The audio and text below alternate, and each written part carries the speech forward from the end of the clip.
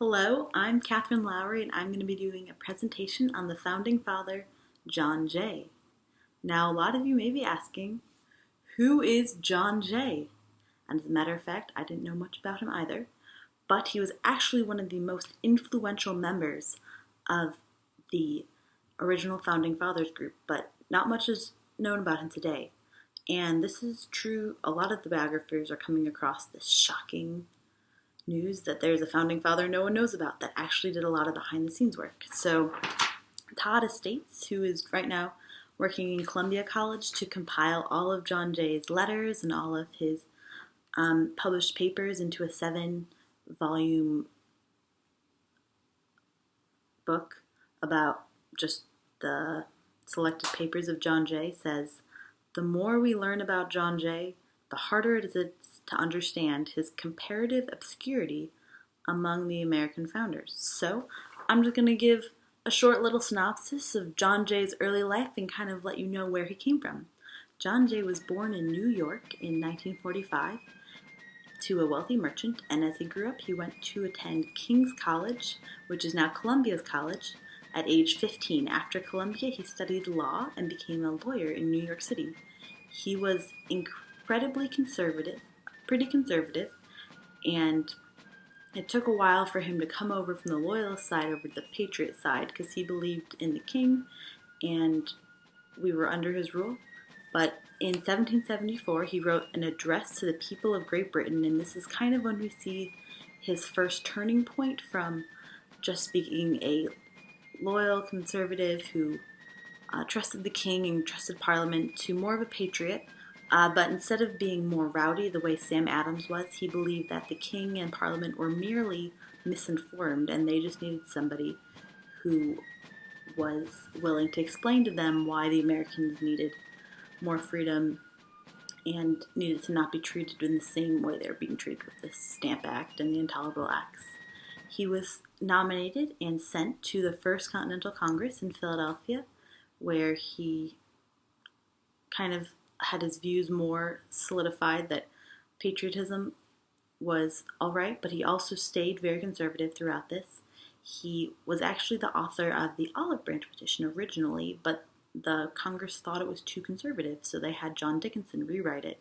And so, although John Adams will tell you that even that was far still too conservative, it was a little more provocative than John Jay's original writing.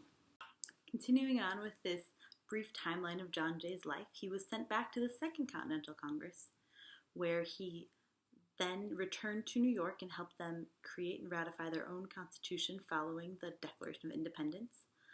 He then went back to the Continental Congress and in 1997 became the president of the Continental Congress.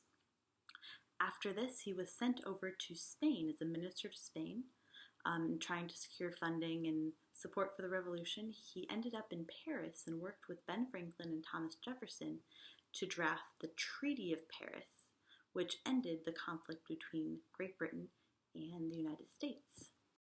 After the Treaty of Paris, John Jay became the first interim Secretary of State under the Articles of Confederation. Unfortunately, as we all know, the Articles of Confederation were not flawless, and in 1787, the Congress was called together again to create a constitution. After this constitution was created, there was a need to convince the people of New York that they should accept it. And so John Jay partnered with Madison and Hamilton and wrote the Federalist Papers. The Federalist Papers were incredibly important, and John Jay authored number 2, 3, 4, 5, and number 64, convincing the people of New York in persuasive arguments to the newspaper that they should accept the Congress's new constitution as a more acceptable government. After this new government was created, George Washington was put in charge as president, but Washington so respected John Jay that he offered him any post he wished in his new government, according to Joseph Ellis in his book The Quartet. John Jay decided to turn down some of the first offers from Washington, but after he received a letter from Washington saying, "I have full confidence that the love which you bear our country and as the desire to promote general happiness will not suffer you to hesitate a moment to bring into actions the talents, knowledge, and integrity which are so necessary to be exercised at the head of that department which you must be considered as a keystone for our political fabric. He's talking about when he asked John Jay to become the first Chief Justice of the Supreme Court. John Jay answers, I assure you that the sentiments expressed in your letter of yesterday and implied by the commission it enclosed will never cease to excite my best endeavor to fulfill the duties imposed by the latter, and as far as it may be in my power, to realize the expectation which our nomination, especially to important places, must naturally create. After he became the Chief Justice, he served until 95 when he decided to resign. Following this, he is well known for his influential work in the Jay Treaty, which bears his name, with Britain, which was an attempt to try to smooth over the relationship between America and Britain regarding the British troops which were still out on the frontier, though they had been promised to be removed after the Treaty of Paris, as well as the impressment of American sailors into the war between British and French. After this, he petitioned for governor and became governor of New York in 97. In 1801, Jay, at the height of his career, decided to take a step back and do what he had always wanted to do, retire with his wife Sarah, who he dearly loved, to the countryside and be a farmer. And so this is exactly what he did.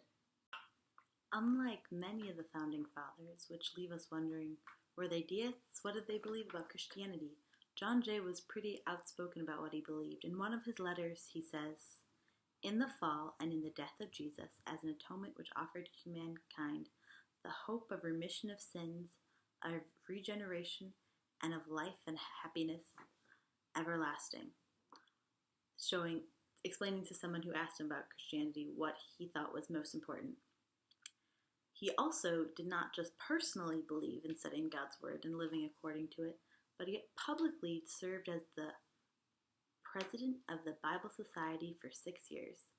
Under his tenure as president, the Bible Society passed out over 600,000 Bibles and greatly increased its presence in Latin America. All right, now it's time to hit the streets and see what do people know about John Jay. Aaron, have you ever heard of John Jay? I think I have, in fact. John, does the J stand for Jingle? Or John Jacob Jingleheimer Schmidt? I know that guy. I definitely know him. Okay, here's a hint. He might have... We went to college together. Nope. Oh, nope. Not... He might have fought in the American Revolution. What side do you think he was on? The Portuguese side? That was a trick question. John Jay never fought in the American Revolution, but if he did, he would have been a patriot. All right, let's try again. Claire, have you ever heard of John Jay? Okay, I know I've heard of him, and it's ringing a bell. I think he was the first Supreme Court Justice. Yeah. Yes. But then I know he's involved with other things too. He served on all three branches of government. It was the president of the Continental Congress, then in the Congress itself, and then the Supreme Court Justice. So he hit all three, but... That's right. Yes. Way to go. So, why is John Jay so forgotten today?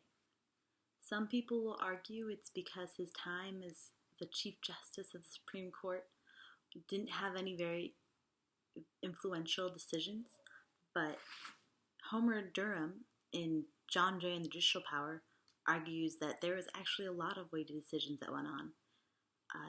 Dr. Durham associates Chisholm versus Georgia as directly influencing the creation of the 11th Amendment, as well as the importance of another case dealing with the French sloop Betsy and the importance of national sovereignty.